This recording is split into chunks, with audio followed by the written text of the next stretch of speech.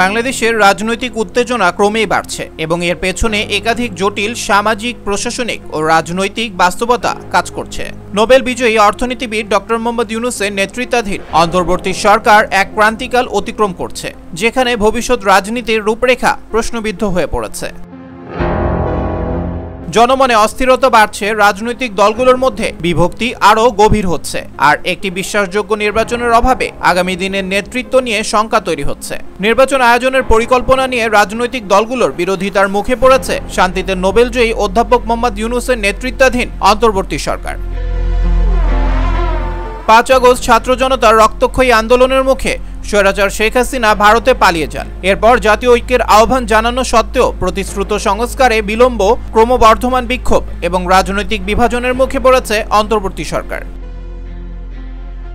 সরকার এখনো পর্যন্ত জাতীয় নির্বাচনে নির্দিষ্ট সময় ঘোষণা করেনি, যদিও প্রধান উপদেষ্টা ডক্টর ইউনূস পূর্বে বলেছিলেন ডিসেম্বর ২০২৫ থেকে জুন ২০২৬-এর মধ্যে নির্বাচন অনুষ্ঠিত হবে। তবে তারিখ অনির্দিষ্ট থাকার কারণে বিরোধী দলগুলোর চাপ বৃদ্ধি পেয়েছে।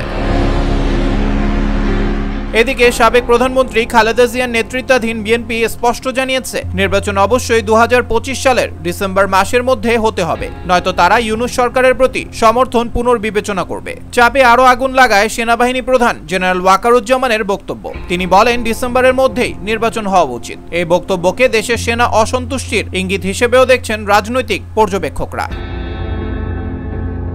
অন্যদিকে নতুন রাজনৈতিক দল এনসিপি বলছে, নির্বাচন আয়োজনের আগে প্রশাসনিক ও রাজনৈতিক সংস্কার অত্যাবশ্যক। দলের মুখপাত্র জানান, বিচার বিভাগীয় স্বাধীনতা, নির্বাচন কমিশনের পূর্ণ স্বায়ত্তশাসন এবং স্থানীয় প্রশাসনে রাজনৈতিক হস্তক্ষেপ বন্ধ না হলে অবাধ নির্বাচন সম্ভব নয়।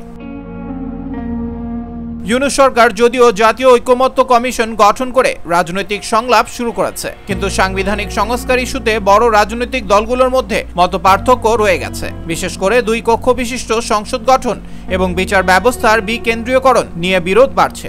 জুনের শুরুতে দ্বিতীয় দফার সংলাপ শুরু হতে যাচ্ছে, তবে আলোচনায় কতটা অগ্রগতি হবে তা নিয়ে রয়েছে সংশয়। রাজনৈতিক অস্থিরতার পাশাপাশি দেশের আইনশৃঙ্খলাও চাপে রয়েছে।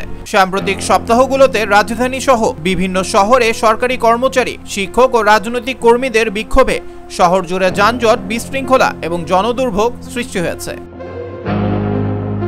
এদিকে সরকারি চাকরিজীবীরা দীর্ঘদিন ধরে দাবি জানিয়ে আসছেন চাকরির শর্তাবলী ও বেতন কাঠামোতে বৈষম্য দূর করার। বেতন বৈষম্য ও নিয়োগ প্রক্রিয়ার সংস্কারের দাবিতে রাজপথে নেমেছেন শিক্ষকরাও। এসব দাবির মোকাবিলায় এখন চাপে পড়েছে সরকার।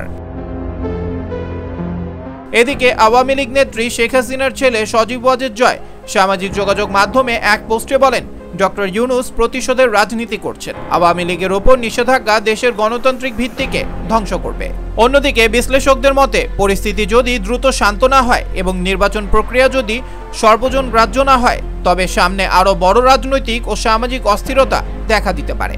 এমন তথ্য তুলে ধরে একটি প্রতিবেদন প্রকাশ করেছে রয়টার্স। আবরার আহমেদ মাহি, দেশ দেশান্তর।